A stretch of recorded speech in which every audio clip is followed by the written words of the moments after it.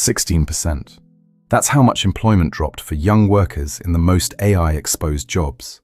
Not from a survey, not from LinkedIn data, but from actual payroll records covering millions of workers. If you graduated in the last 2 years and you're still hunting for your first real job, this is probably the number someone's already used to explain why. Here's what they didn't tell you. The same researchers who found that number went back, ran it again with more controls, and found the timing doesn't add up the way the simple version of the story claims. A separate study of 25,000 workers found the companies actually using AI weren't the ones doing the damage. So is AI quietly closing the door on an entire generation's first jobs? Or is it a convenient scapegoat for something else? Both stories are partly right, and the real picture is more specific and more useful than either headline. This is the frontier economy. Let's look at what the data actually shows. In November 2025, 3 Stanford researchers, Eric Brynjolfsson, Bharat Chanda, and Ruyu Chen, published Canaries in the Coal Mine, built on actual ADP payroll records covering millions of workers, not surveys.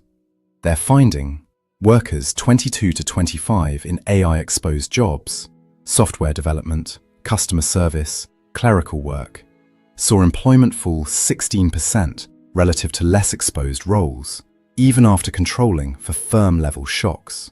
More experienced workers in the same jobs were fine, and the damage wasn't pay cuts. Wages barely moved. Companies just hired fewer junior workers, not paid them less. The mechanism: where AI automated a task outright, hiring fell. Where it augmented existing output instead, there was no decline. Hold on to that distinction. It matters for everything else here. But before you take that 16% number and run with it, the same team that found it went back and complicated their own story. Here's the part that deserves more attention than it gets. Here's what doesn't usually make it into the headline version of this study. The researchers themselves went back and checked their own work harder. In February 2026, the same team published an update. Using their broadest set of controls, they found the decline in AI-exposed occupations only becomes statistically significant starting in 2024. And that earlier-looking declines, the ones that seem to kick off right alongside ChatGPT's release in late 2022, were likely influenced by factors that had nothing to do with AI at all. That's a real, meaningful walkback, and it's worth sitting with. It doesn't mean the effect isn't real. It means the clean, simple version, AI shows up, entry-level jobs immediately start disappearing, doesn't hold up as cleanly as the first headlines suggested. Something else was happening in 2022 and 2023, and AI's specific fingerprint only becomes clear later. A separate, well-designed study adds another wrinkle. A 2025 NBER paper tracking 25,000 workers across 7,000 workplaces found precisely zero effect on earnings or hours in any occupation. And, strikingly, it still replicated the early career employment decline. The decline showed up even at firms that weren't actually adopting AI. If a company not using AI at all is still seeing the same hiring pattern as one that is, AI adoption itself can't be the thing driving the difference. So what is? The leading alternative points somewhere much less exciting than artificial intelligence: interest rates. The Federal Reserve cut rates to near zero in March 2020 and held them there for 2 years. Companies borrowed and hired accordingly. Meta nearly doubled its headcount in 3 years. Alphabet grew by 70,000 employees. When rates rose sharply afterward, that hiring became expensive to sustain, and entry-level positions, the easiest to cut, the hardest to justify under tighter budgets, were often first to go. Here's a data point that should make you raise an eyebrow. In a Resume.org survey of 1,000 hiring managers, 59% admitted to emphasizing AI's role in layoffs because, in their own words, it plays better with stakeholders than citing financial constraints. Mark Andreessen has called AI a silver bullet excuse for layoffs driven by pandemic-era overhiring.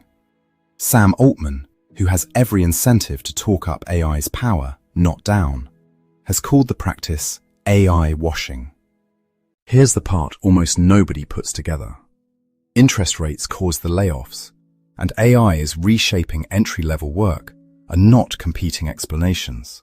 They're both true, pointing at different parts of the same picture.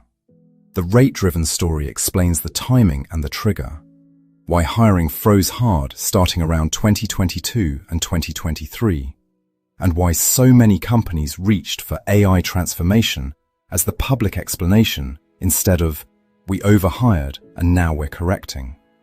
That part looks less like an AI story and more like an old-fashioned business cycle dressed up in newer language.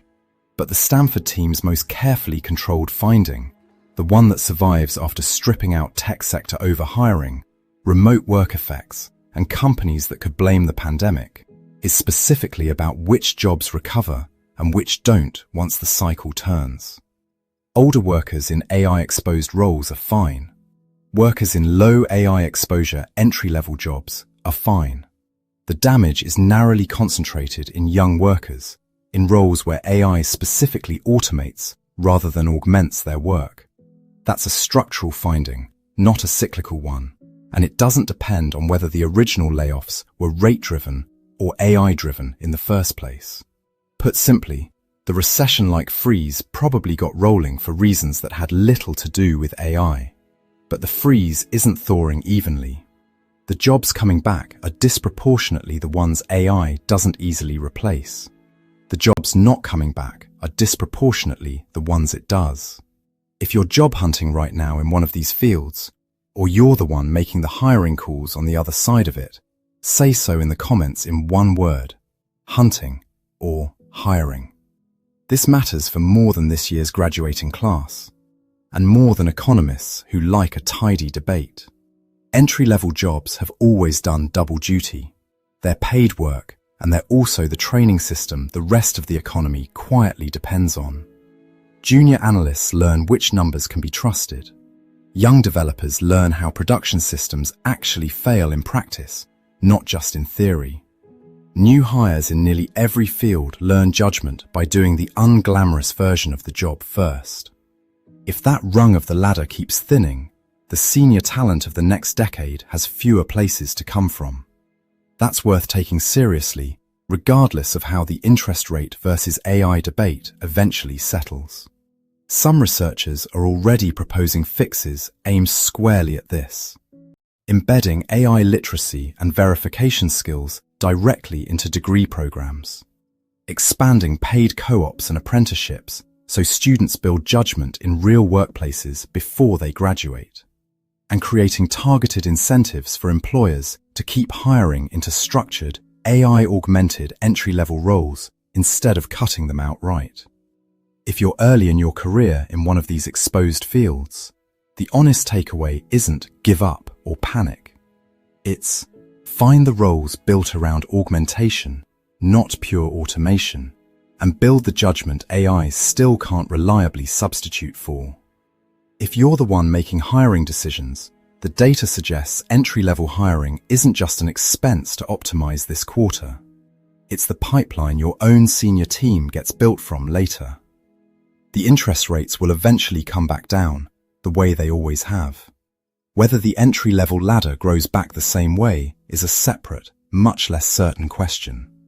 Right now, nobody actually knows the answer. Whichever side of this you're on, tell me where things actually stand for you right now. I might revisit this one with an update once there's real data on how it played out. That's the frontier. Subscribe, and the next one lands in your inbox before anyone else's.